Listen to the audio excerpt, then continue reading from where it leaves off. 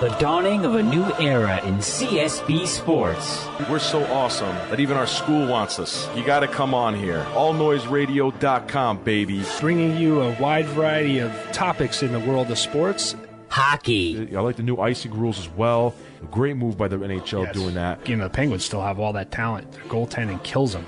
Basketball. If you got a streak and you go against the Bulls, you're going down. They broke Miami's long winning streak last year. If they get that Eastern Conference #1 seed and everything's got to go through Conseco Fieldhouse, I think it's going to be tough to knock them off. The Miami Heat are the two-time defending champions, but I think their road's going to be very hard to get back to the finals for the fourth straight year. Baseball. Money's not an issue for Derek Jeter. Money's not an issue for Alex Rodriguez. Money's not an issue for Sabathia. Money's not an issue for Mark Teixeira. But Robinson Cano, not our best player. Can't pay him. I don't like calls like this. This is ridiculous. It's bad for baseball, but you know what? Bud Selig's bad for baseball. Ruggies, they essentially let their best player walk for a far inferior ball player in Jacoby Ellsbury. Football. There's so many weapons on Denver. He's got an embarrassment of riches as far as targets to throw to. Peyton Manning kind of answered the skeptics there.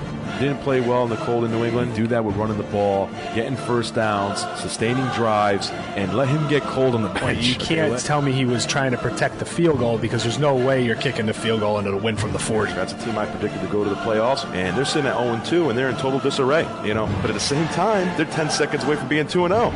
6 goal-to-go plays in the first half and no passes into the end zone. Come on. The most amazing stat that I saw is Dallas' defense. They forced 4 turnovers and still lost the game. Get ready. We work hard. We love sports. The knowledge. I just want to make you look bad, Ruggs, because you always make me look bad with your sports intellect. The passion. Hey, Jimmy, you're going to be the best-looking guy in the unemployment line, buddy. What a disgrace. It's the Zuki and Ruggs Show on All Noise Radio. Yeah, baby. All Noise Radio, Zuki and Ruggs Show, covering a wide variety of topics in the world of sports. I'm your host, the one and only Zuki, and I know you're used to hearing Ruggs with the open-up spot over here with the intro, but I stole the mic from him. What do you think about that, Ruggs? Woo! I don't know. I'm not used to playing second fiddle here.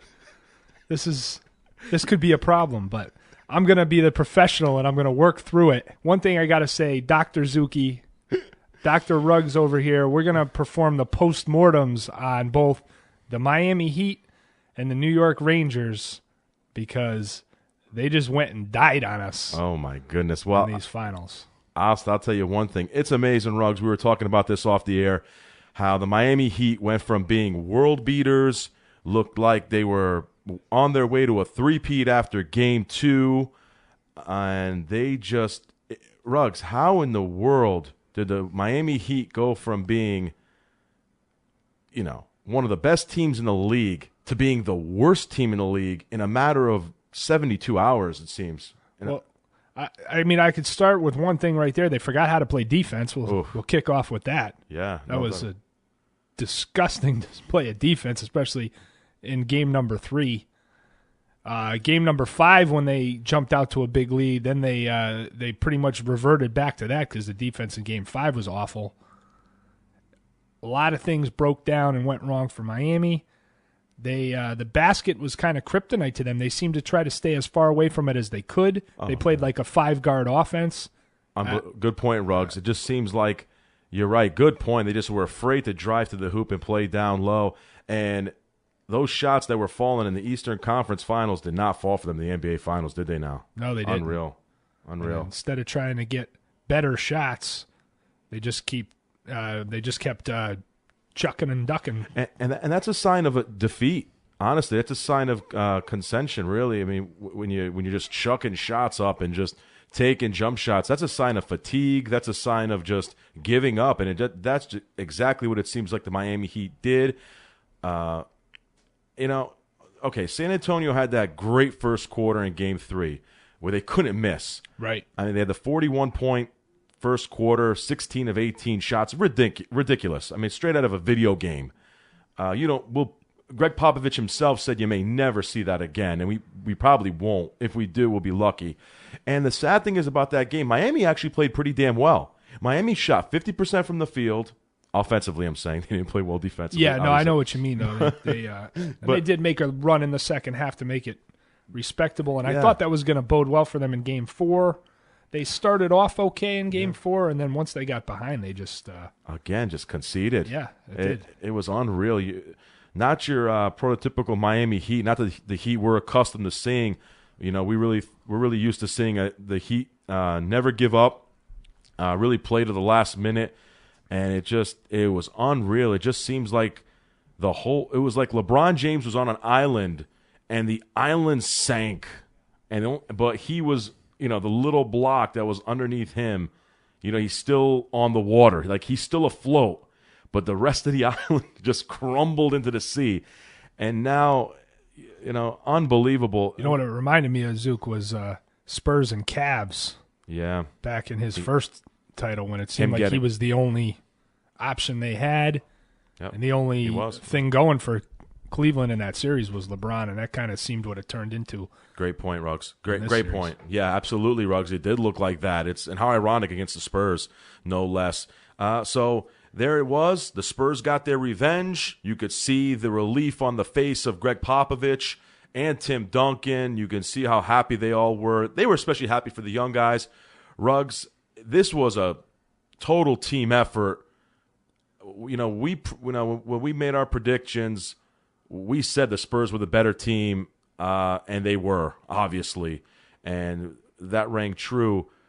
Patty Mills, Ruggs, unbelievable. If anyone made a lot of money. Yeah, we touched on him a little bit in the last show, too. We thought he could be an X factor. Wow, was he ever. Unreal. And like we both said, the big guy was Kawhi Leonard. We both said that coming into the series.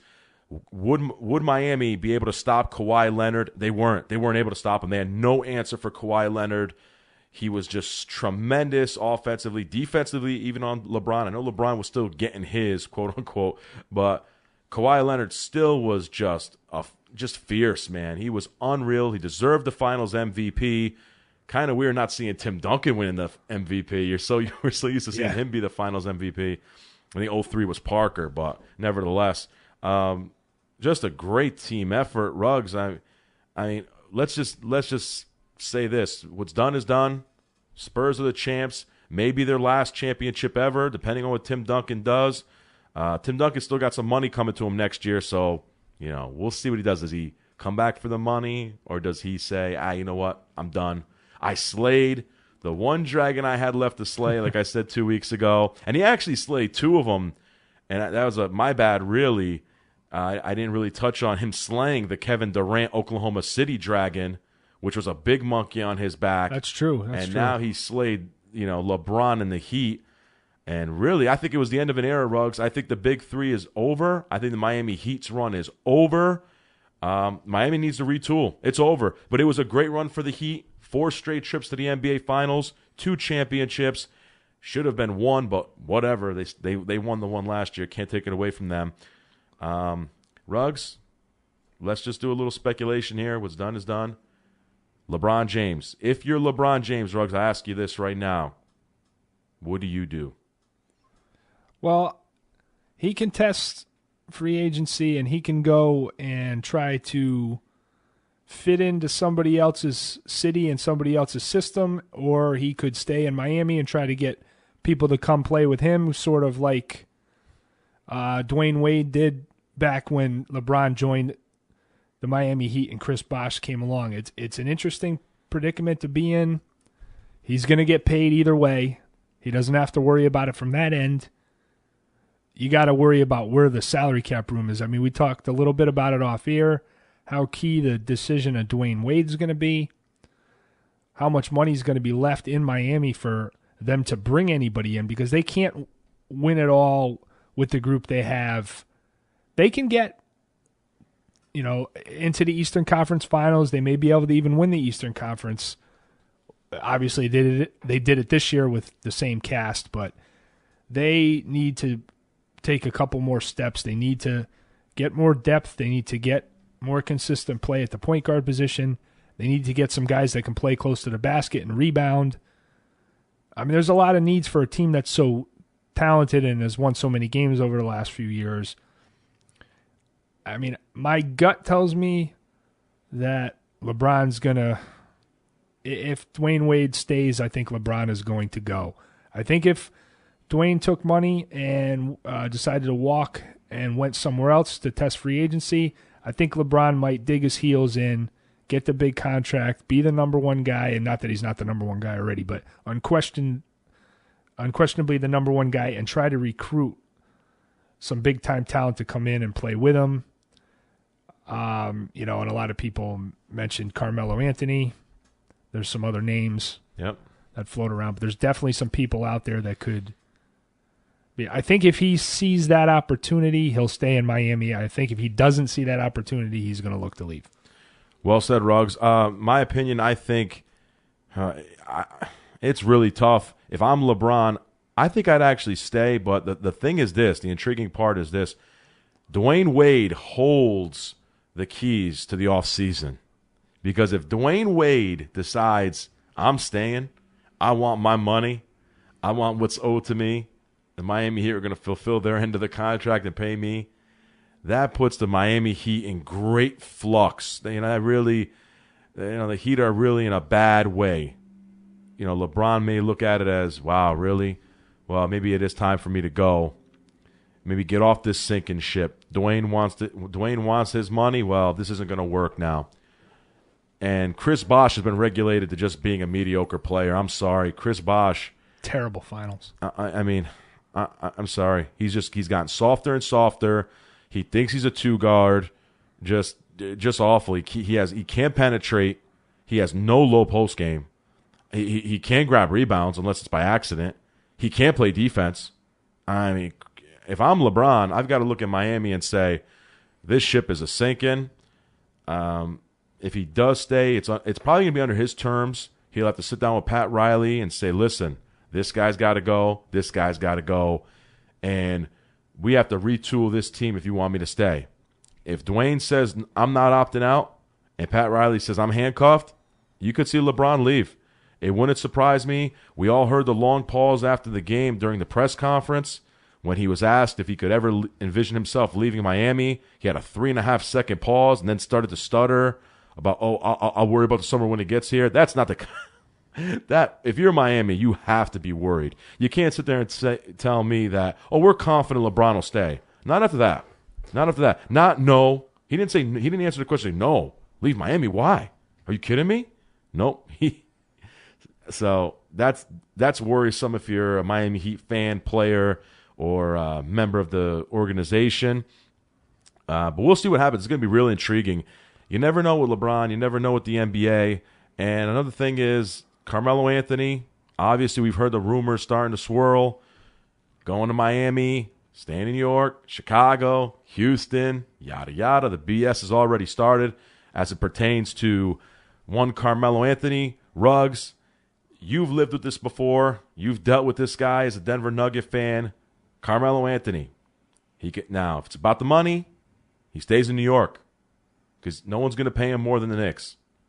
If it's about winning and the Miami Heat are able to, manipulate the cap or make some cap moves to fit him in, but he's going to have to take less. Does he go to Miami in order to get a ring? Ruggs, what do you think Carmelo Anthony does? I think he's going to end up staying in New York, but the only place he would go, like you said, is Miami if they could have some maneuvering of the cap or, finagling of the cap. Finagling, yeah, there you go. Is a better term. Way to put it. But yeah, right. I like manipulate because that's what it's all about. They do manipulate or bend but not break the cap. Exactly. This imaginary cap. Which that's the Laker Brooklyn, ball. Yeah, that's the Brooklyn Nets about the or Brooklyn. Yeah. But I do think that he'll end up staying. I think with Phil there. And we'll touch on, too, how the new coach, Derek Fisher, could be a part of that equation. What do you think about the Fisher? I like it. I really like the hiring, Ruggs. I think it's good for the Knicks. I think they need to try. I like it, yeah. A new wave coach. New blood, yeah. Something different. I mean, they've gone old guard, and it hasn't really worked. If Phil wasn't going to go out and do the job himself, I think this was the way to go. I agree. And like we so eloquently put it, because we know what we're talking about. We were talking about Steve Kerr going to Golden State, and That's right. You heard that here first. We were talking about that, I think, 3 weeks before he even went there. Absolutely. We were talking about Kerr going to the Warriors being a great fit, and what do you know? We were right. But Kerr's with the Warriors. Mark Jackson's back on TV, and Derek Fisher's in New York. Yeah, so 5 years. Things happen quick. Yeah, it sure does. 5 years, $25 million. Wow. I mean, I was a little surprised by that, but if he knows Phil's system, Phil has faith in Derek Fisher. Let's see if it works out. The first year is going to be moot. And you know what I like about the first year for Derek Fisher is that he can learn.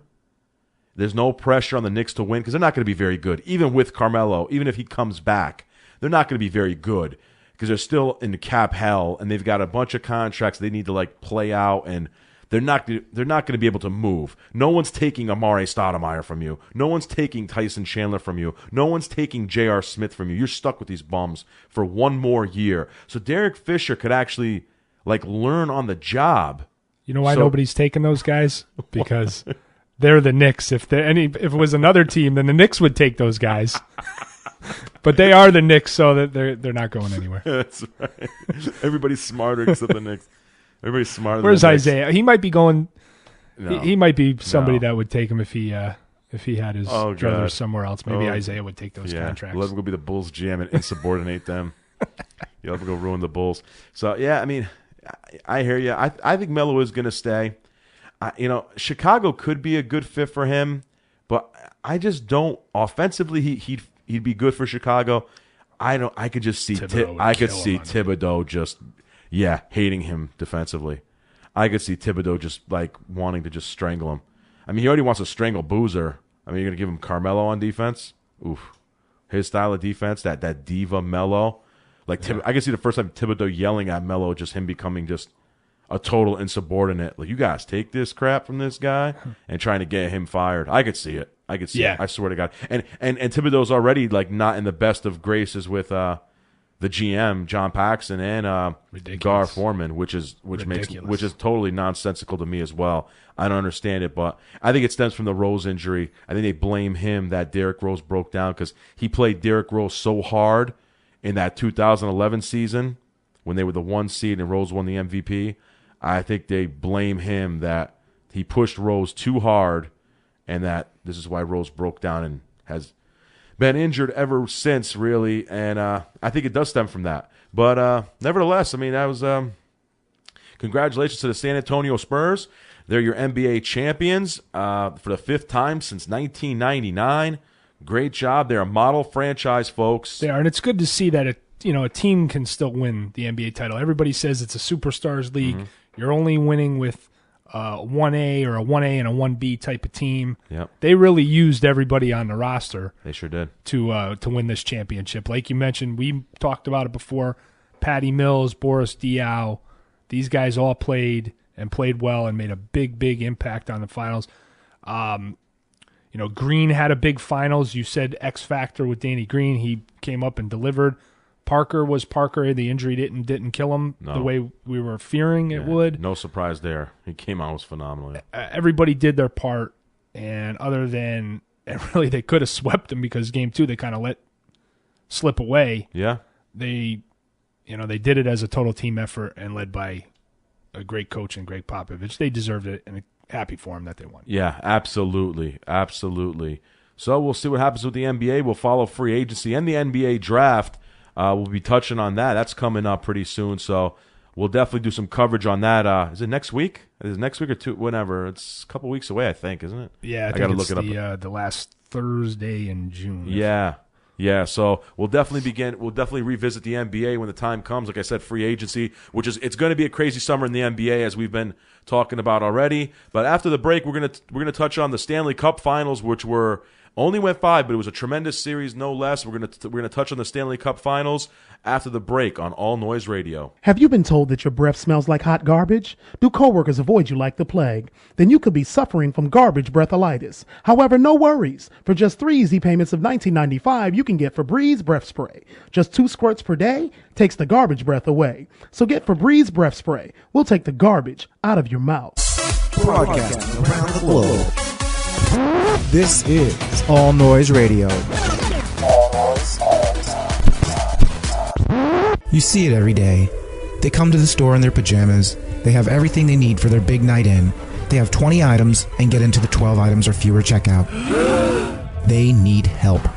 The I Can't Add helpline will help you help them determine how many items they can take to the checkout. Our organization will provide them with a 6-year-old that will help them with the math. All calls are anonymous. Please help them now. Call 1-800-ICA-HELP or visit 2plus2is5.org. This is the American Dream, Dusty Rhodes, and you're listening to the All Noise Radio Network. Now back to my main man, the Zuki and Ruggs Show.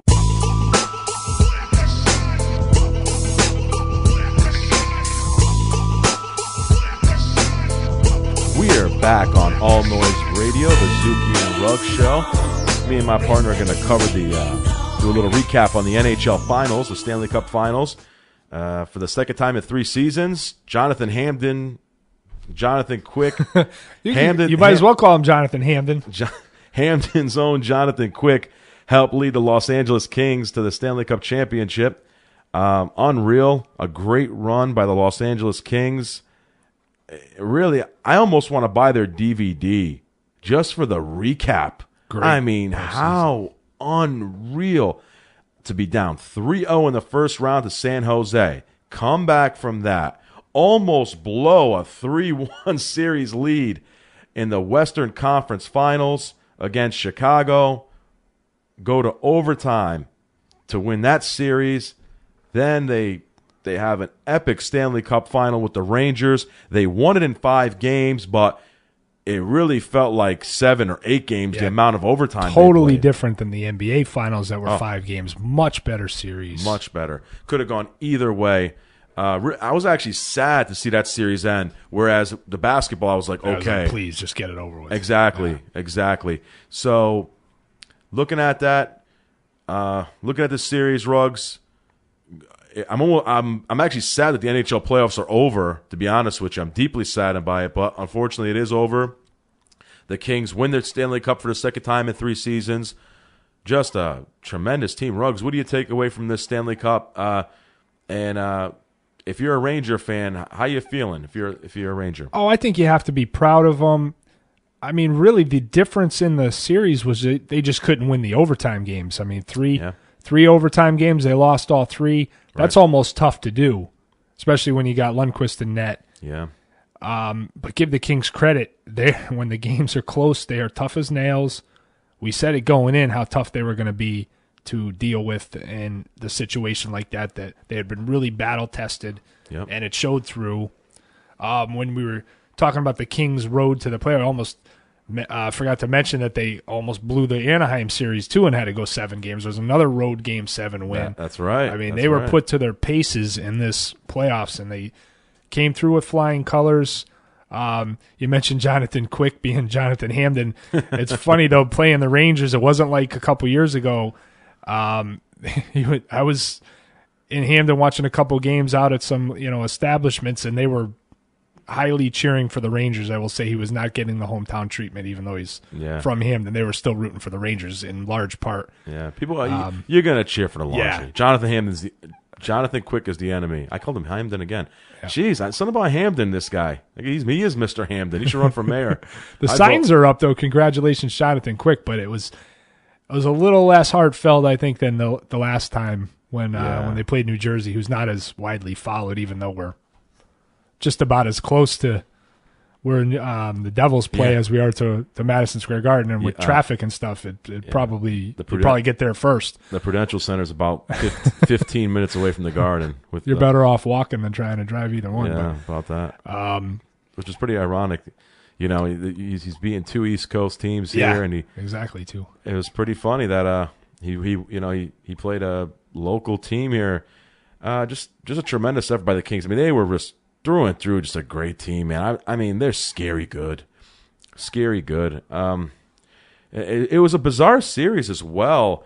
Like we said, folks, to put this in perspective of how bizarre this series was, the Rangers led every minute of the first 2 games in Los Angeles, every second. The Kings never led a second, but the Kings won both games in Los Angeles.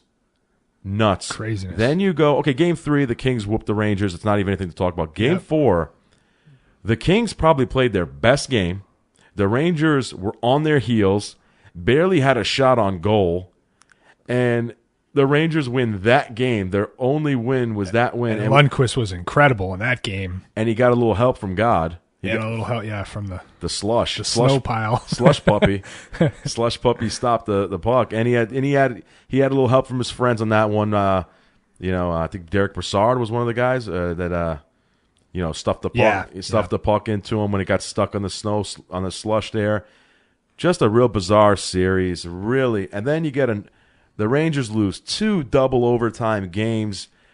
I think the Kings led about 10 minutes or so total of those double overtime games. I think the Kings led for about a grand total of like 10 minutes. Yeah, if you take game 3 nuts. out of the series, I don't even know if they led 10 minutes in the other 4 games. It is it's bizarre. It's one of the most bizarre 5-game series I've ever seen in my life.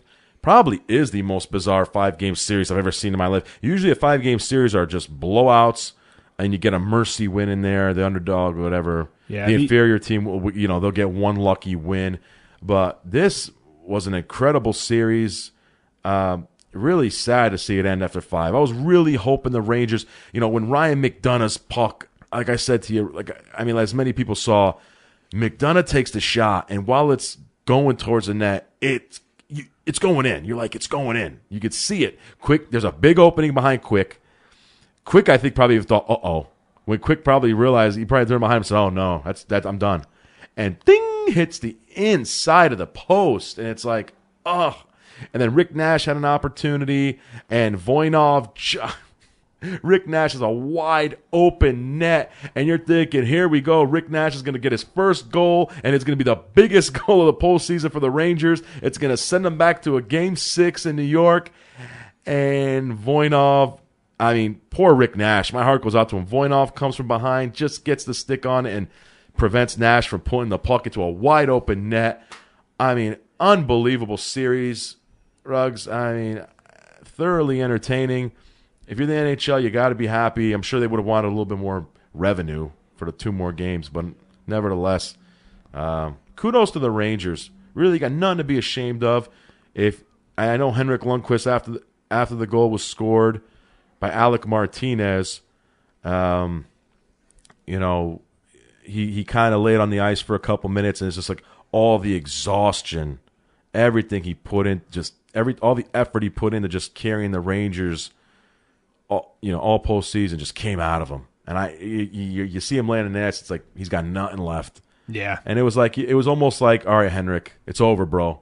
It's over. You don't need to exert any more energy, bro. It's over. Just, no need to kill yourself any further. And he certainly probably took some years off his life with all the saves he had to make, all the work he did. He probably took like 4 good years off his life.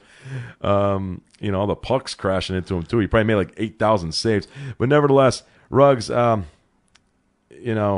Martinez, with that goal, unbelievable, huh? Very much so, and that's how careers are made with goals like that. You had, we mentioned how good the Stanley Cup playoffs were this year. Very reminiscent to me of '94, the way every series seemed to be epic going in for both teams. That year it was Vancouver and the Rangers, and I thought both teams had magical runs, had lots of long series, overtime wins, all kinds of things, just talent-laden teams, and we mentioned that a little bit before the series started when we were high on the Rangers bandwagon and picking them to win this series, which we were wrong about, but we did obviously forewarn how good the Kings were before we picked the Rangers, and there's not a lot of difference between these two teams. I think you saw that in the series, even though it was a 5-game series. We mentioned it off air. It was like a 7-game series in 5 games right, with the amount of hockey and how tough of a series it was and how much it took out of both of these teams. I think you said it real well when you said Henrik Lundqvist showed just all of it just come out of him at once. I think a lot of players on both teams probably felt that way, and I'm sure the Kings were glad it did not go any further because they played the maximum 21 games. Yeah. Then throw a couple of double overtime games and a single overtime game Right. in these 5.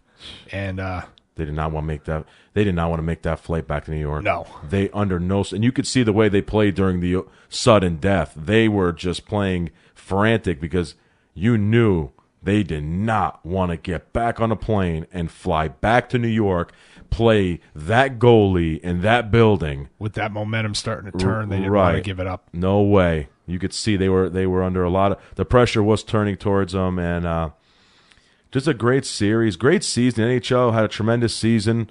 We saw a lot of really good teams. What I like about this season is there wasn't one team that was a super team, if you will, a team that could, you knew from start to finish was going to run away and win the Stanley Cup. The parity's pretty good. We saw a lot of teams like Columbus. They're starting to make some strides under John Davidson, really doing a nice job of rebuilding that team. Minnesota had a good year. Right, very, very right. Colorado, who's going to be very intriguing because one of their best players, Paul Stastny, is a free agent. He's going to be highly coveted. Yeah. I'm sure a lot of teams, including both of ours, would love to have him.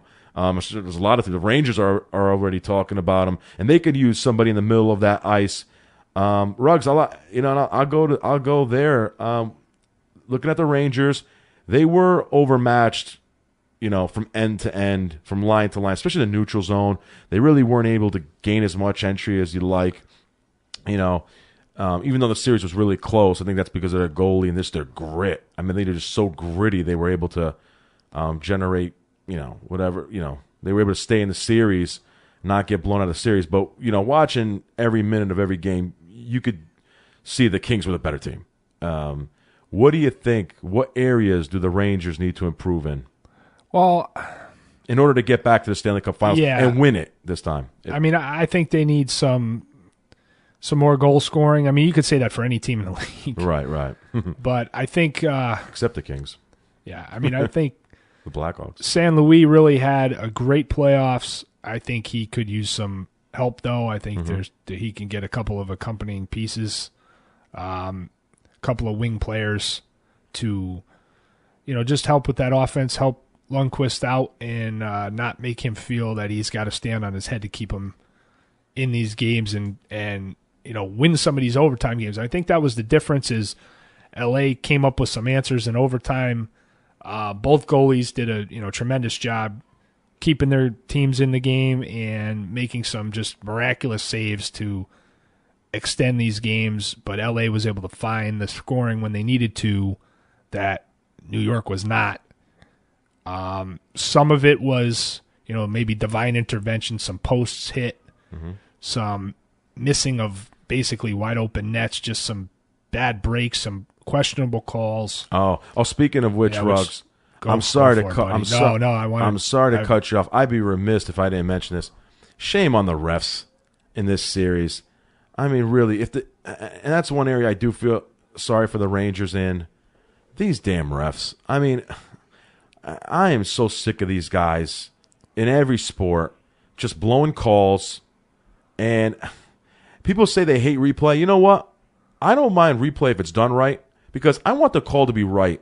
What happened in Game 5, the Rangers are up 2-1, and for that ref to make that call on Zuccarello when Zach Muzzin sticks his leg out and trips Zuccarello, and to call Zuccarello for tripping, to put the Kings on a power play, and to watch the Kings score yet another gift-wrap power play goal to tie the game up was just ridiculous. There was no rhyme or reason to make that call. Why? Because the ref had his back turned, didn't see what was going on, and he sees Zach Muzzin on the ice.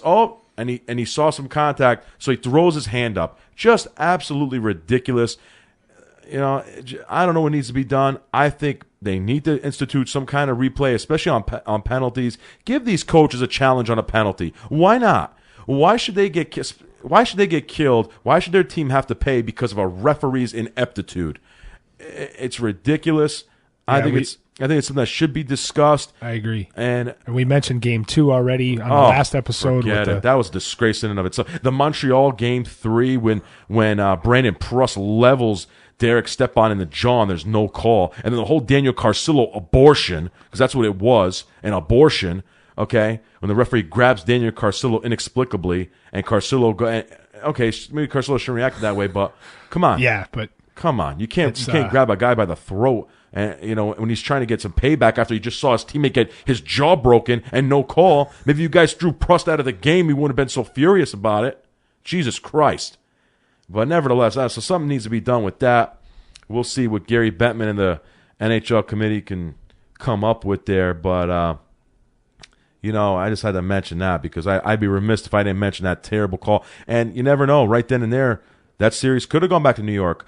And you know what's funny? I was thinking it. When I was watching the game, Ruggs, before that call was made, before that penalty was called, I was saying to myself, this is just like Game 4. It's going to be the Kings dominating and the Rangers just holding on for dear life, and they're going to get a 2-1 win. And it was going that way until the Zebras had to step in and, make their presence felt.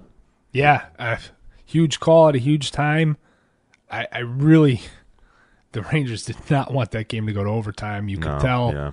Even though they did have their chances, Yep. we talked about it, golden opportunities to win the game in overtime Yep. and in the second overtime didn't happen, but if it doesn't go to overtime, they don't need to worry about all that stuff.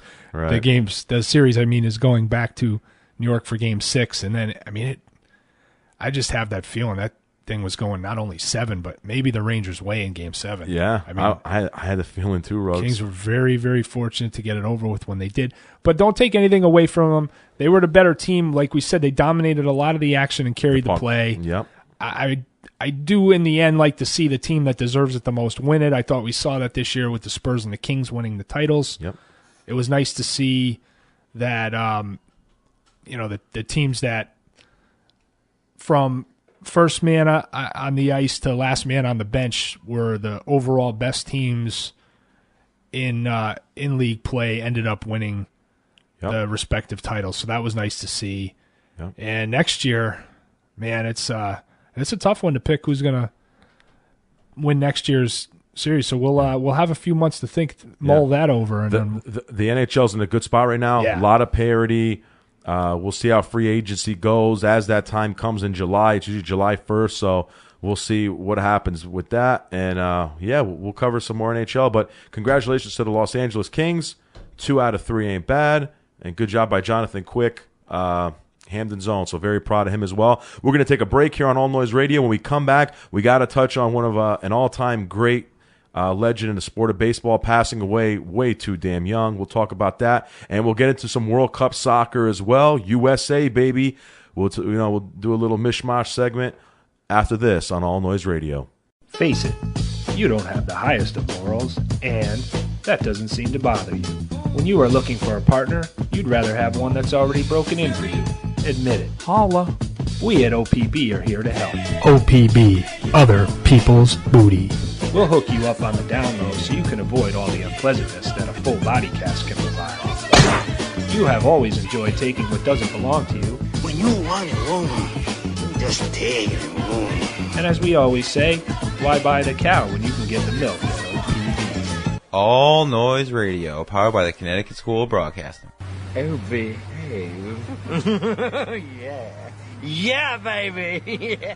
You know, our jobs occupy more than half of our waking hours. Shouldn't we be doing something we love? That's why in 1964 we founded Connecticut School of Broadcasting to give students the opportunity to do something they love. Connecticut School of Broadcasting has placed thousands of graduates in a matter of months, not years. From camera operators and on-air personalities, video editors to voiceover artists. The possibilities are endless. Today, Connecticut School of Broadcasting employs over 130 media professionals, training you on the latest software and equipment. Come on, life is more than just a 9-to-5. Connecticut School of Broadcasting with locations up and down the East Coast from Massachusetts to Miami. Call 1-800-TV-RADIO or log on to gocsb.com. Connecticut School of Broadcasting, the nation's oldest and largest group of broadcast media schools, redefining training in radio, TV, and new media. Get trained. Get connected.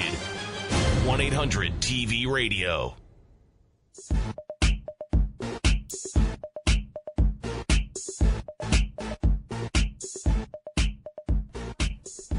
Back on the Zuki and Ruggs Show. And Zook, all I got for you is one word, buddy. Go!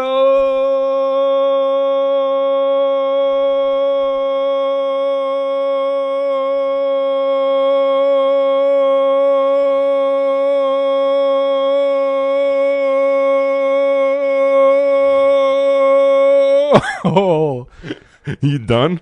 boo! Are you World Cup soccer. Are you okay? Let's talk about it. USA with a big one last night, 2-1. They got the monkey off their back. They beat the team that has taken them out of the last 2 World Cups in That's Ghana right. in 2006 and 2010. That's pent up for 8 years right there, baby. I could tell.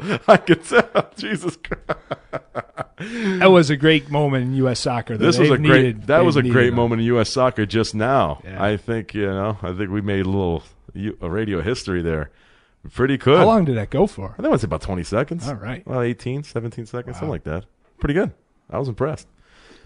Hope you guys all enjoyed that. Anyway, yeah, 8 years, bro. Ghana's really been a thorn on our side, as you put it, and as you so Annoyingly put it. excitingly, yeah, so eccentrically put it.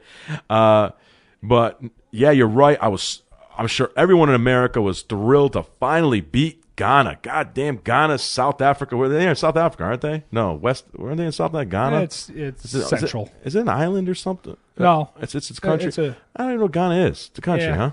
In Central Africa, there. It's near the Sudan. Okay. See, I don't know where it is. We can't even beat these guys until yesterday. Jeez Louise. Thank goodness, get the monkey off our back. And they now have 2 claims to fame: their soccer team, and then they're also the home of Ike Corte, who was a middleweight boxing champion. Oh, that's for a while. right. Ike Corte, yeah, and Kofi Kingston. He's a WWE. Yeah. He's a WWE Okay. superstar. Boom, boom, boom. Anyway, so great win for USA. It came at a price, though, Ruggs. Yeah. What happened, Ruggs? Well, after they jumped right out of the gate about 35 seconds into the match. Clint Dempsey put a goal in off the inside of the right post, and they got a 1-0 lead right off the bat. And then Nice. I believe it was the 23rd, 24th minute, something like that. They tried to advance a long ball ahead, and Altidore was flying up the left side of the pitch there and pulled up lane. Hamstring just went.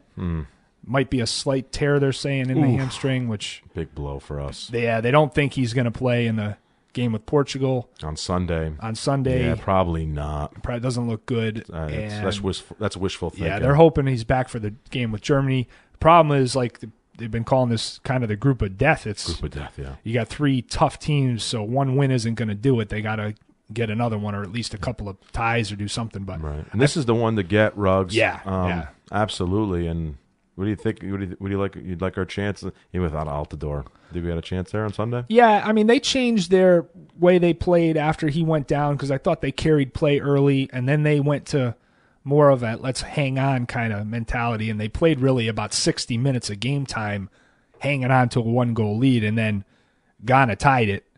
And I thought, I'm like, I don't want a 1-1 tie in this game. I don't think it's going to bode well for our chances of advancing. I hope they try to turn it up a little, and that's what they did. It seemed like the announcers were like, all right, well, you're going to at least get a point. Ghana might go on a 2 or 3 goal roll now. That's what happened in the 2010 contest, the USA, when they gave up the tying goal, then just kind of rolled over. And Ghana scored a couple of real late goals and won that game.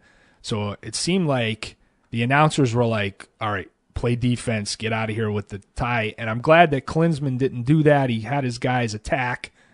They looked better than they had in the prior 60 minutes worth of play. As soon as they were scored on, they advanced the ball a couple times, finally got rewarded with a corner kick, and it was beautiful. I mean, they put it right in there. John Brooks got the header, a guy that was borderline on making the team. He had a couple of tough games in the World Cup.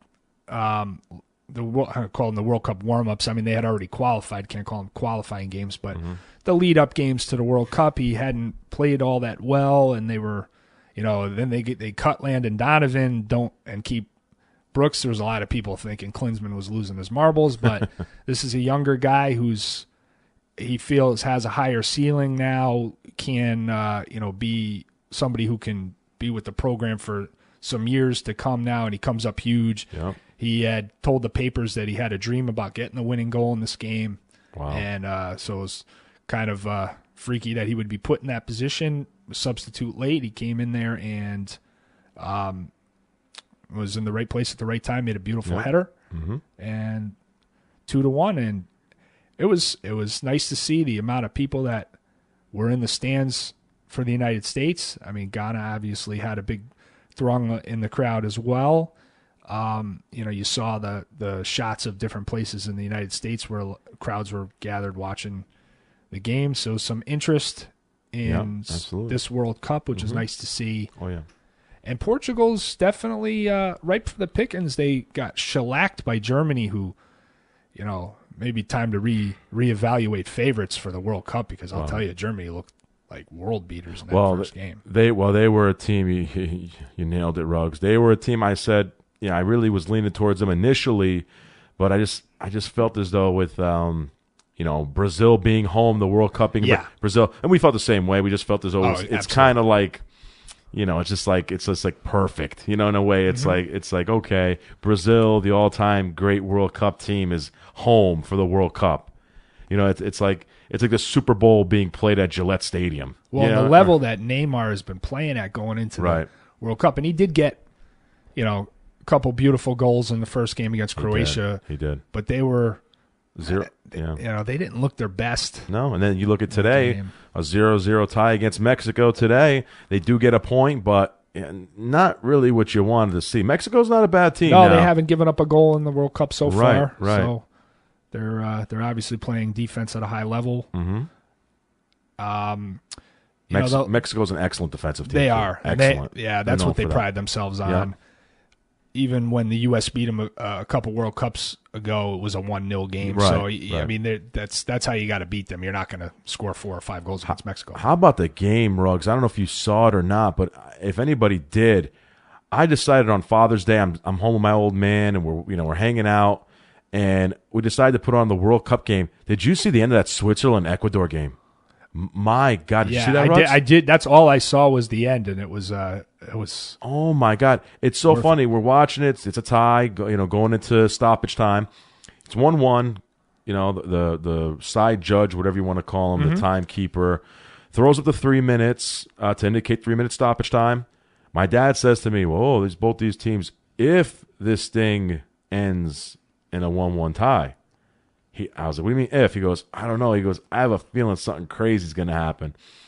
Sure as hell, with about not even a minute to go, young man from Ecuador has a chance to win the game.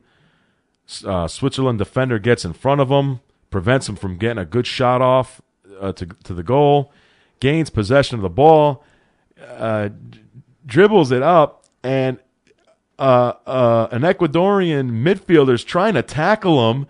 It's something like straight out of like football. The guy's trying to tackle him, can't bring him down. He still has possession of the ball. He's able to pass it a couple passes, and with about 14 seconds or 18 seconds of stoppage time to go, Switzerland puts it in to take the 2-1 victory over Ecuador. Oh, my goodness. You want to talk about heartbreaking defeats. I mean, I think I heard the country of Ecuador just go, oh. Yeah. If you heard that on Sunday afternoon, that came from Ecuador. Right, and it was a game on the continent, too, in South America, so, I mean, they really would have loved to have won that game. Had a lot of people, obviously, make the trip to Brazil for that one. And they're not a country with a litany of World Cup wins, so that would have been a special win. I mean, a lot of people would have said that Switzerland was the favorite going into that game, so it's not a big surprise that they pulled it out, but Ecuador gave them a hell of a game. Oof. I mean, they were literally a last-second win by Switzerland there. It's been a pretty good World Cup. Yeah, a lot of surprises, Zook, because I watched the game the other day. Ivory Coast beat Japan. Not a major upset, but it was a mild upset. I saw the big one a lot of people are talking about, speaking of losing on the continent. It was Uruguay going down to Costa Rica. Yes, shocker. Shocker. And, of course, I mean, the Spain drubbing. Yeah, well, Spain getting. I wasn't shocked maybe that they didn't win because they had some issues coming into the World Cup, but to get pounded. Oof. The Netherlands they were a finalist in the last World Cup. They're a contender as well. I mean, a lot of people sleep on them because they're not the first name you think of in world soccer. Right. They're very under the radar. Absolutely. Well said. Well said. So we'll see how that goes. In terms of the World Cup, we'll continue our coverage of that next week. See how the groups shake out. By then, we should kind of be having an idea of who's in, who's not. Go USA on Sunday. Yeah. I think they're going to pull it out, Ruggs. I know Cristiano Ronaldo is one of the best players in the world, probably the second best player in the world, arguably, behind, of course, Lionel Messi. Klinsmann's got a lot of friends still from his days with Germany on the national team, so maybe they can give him some tips on how because they made him look ordinary. Oh, they sure did in that game. I mean, absolutely did not have much of a factor or impact on the game at all. So maybe they can give him some tips to. Hopefully, that'll be the last tip they give him. Yeah, because then they'll want to clean their clocks in the next game. Right. But if they can beat Portugal, we can take a drubbing from Germany. That's right. You'll advance with 6 points, no doubt about it. Absolutely. So I think they're going to do it. We'll see what happens. We'll talk about that when we come back next week. But got to touch on really quickly. Came through the wire on Monday afternoon. Heartbreaking news. Very sad. I mean, I'm still kind of in shock. The death of Tony Gwynn, San Diego Padre, all-time great. Spent his entire career with the Padres. In my opinion, I know I caught some heat for this, but I don't care. He is the best pure hitter of my generation. Agreed. 8 batting. I'll catch the heat with you because I'm going on record for that one. Yeah, thank you. I feel like I'm sitting next to a guy who knows what he's talking about. But 8 batting titles. 8 batting titles. I did not stutter. 8 batting titles. Redonkulous. A .338 career batting average.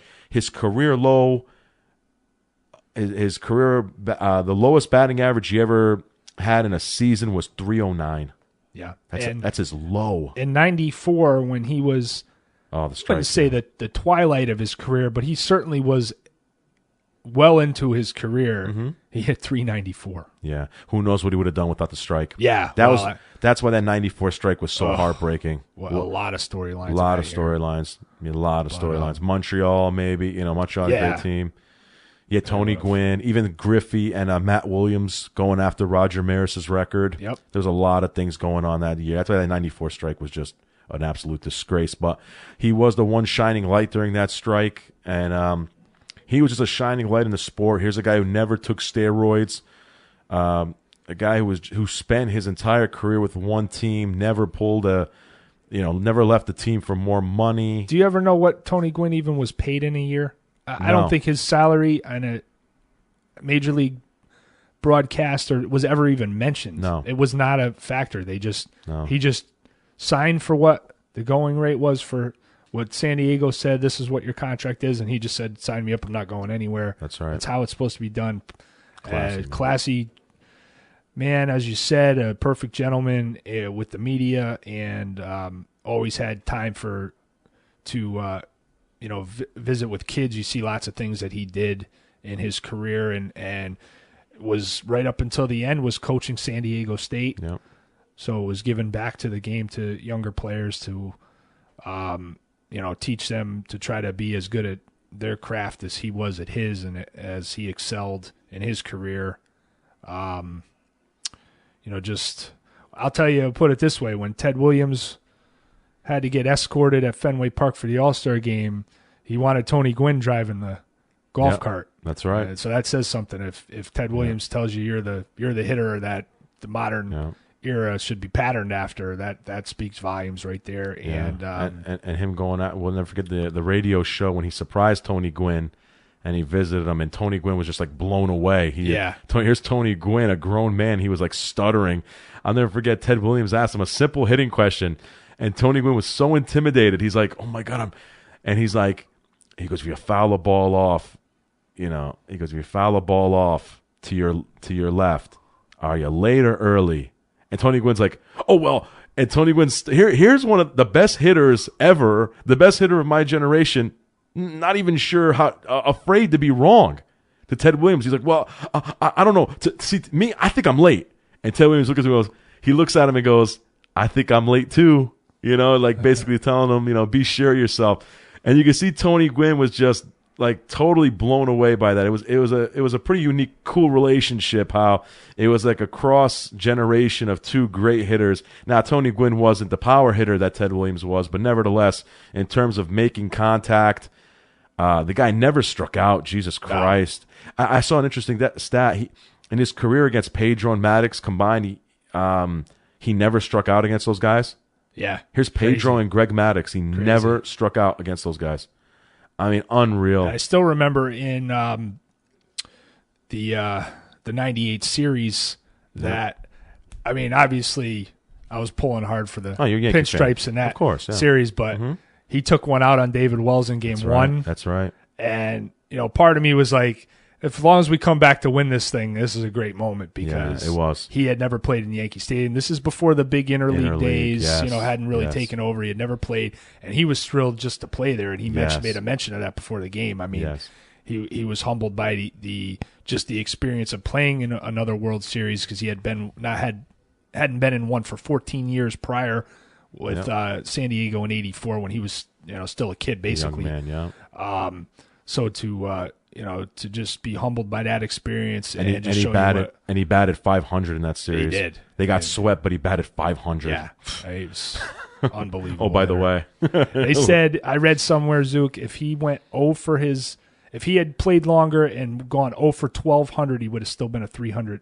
hitter. He could have had 1,200 at bats with no hits and still carried a 300 lifetime average. Unbelievable. Just the greatest pure hitter of my generation, and just it's too bad. Only the good die young, and unfortunately, Tony Gwynn is proof of that, and it's really heartbreaking. The game of baseball lost its cleanest, most pure player that was living as of right now. And A-Rod will still be around, unfortunately. Yeah, exactly. Sorry, did I say that on the air? A-Rod and Bonds are going to live to be 95, and Tony Gwynn's gone.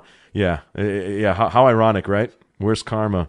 But nevertheless, that's all the time we have for our show. Unfortunately, I wish we could keep going on about Tony. Great show tonight, partner. It really was great. Thank you. You did too, a hell of man. A job quarterbacking this thing. I'm like Frank Reich in the '92 playoffs.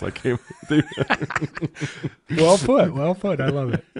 But great job, partner, as always. And we'll come back next week. We'll be talking about the World Cup. We'll get into some other stuff like that, baseball, and whatever else comes on the docket. And we'll go from there. So thanks for listening, and that's it from all of us at All Noise Radio on the Zuki and Ruggs Show. Any parting words, partner? Just good night, everybody. Keep watching. I'm not going to do goal again, so don't worry about that. I still need to hit the oxygen mask when we get out of here. But All right, guys. Good night, everybody. Good night. When you need a cup, pour some sugar ramen. Sugar ramen? Yeah, soup. Freeze. A call to the library could help her out. Good thing T-Mobile lets her call whenever she wants. Go. Says here, pour some sugar on me. I'm hot, sticky, sweet. Mm-hmm. The most whenever minutes, free long distance in roaming. Only from T-Mobile. Get more. WCSB. Yeah! The noise you can't ignore. What? Powered by the Connecticut School of Broadcasting. Everybody hates car accidents, especially from bad brake pads. So choose Callahan brake pads. They're durable, dependable, and come with an outstanding sales and customer service. Tommy Callahan says, our new brake pads are really cool. But if you do think that other brake pads are just as good, just ask our associate what happens when you choose the other guy's brake pads. You're driving along, and all of a sudden the kids are yelling from the back seat, I gotta go to the bathroom, Daddy. Not now. Truck tire. I can't stop. Don't set your family on fire. Choose Callahan brake pads. All Noise Radio, powered by the Connecticut School of Broadcasting. I cannot believe this. This is the best news I've had all week. And I know I can't live without my radio. I'm sick to death of your mess and your noise. The noise you can't ignore. Do you hate your GPS? Of course you do. That's the point. They're emasculating, but are they really emasculating enough? Well, they are now. Oh, sure, take this route. Why don't you just ask them to steal our hubcaps, you dummy? Introducing the Navigational Annoyance Guidance System, a.k.a. NAG. Hey, eyes on the road. We don't want to die. With NAGs, you'll be so irritated you'll have no choice but to follow the right road. Order now and get the maternal sound-alike chip absolutely free. I can't believe I gave birth to such an idiot. NAGs. Order now, damn it. All Noise Radio. Yo. Powered by the Connecticut School of Broadcasting. If you're lost, follow up. Battling under the boards, dishing the rock on the Zuki and Ruggs Show. All Noise Radio. Powered by the Connecticut School of Broadcasting. No, Kelly Clarkson! Our music is awesome.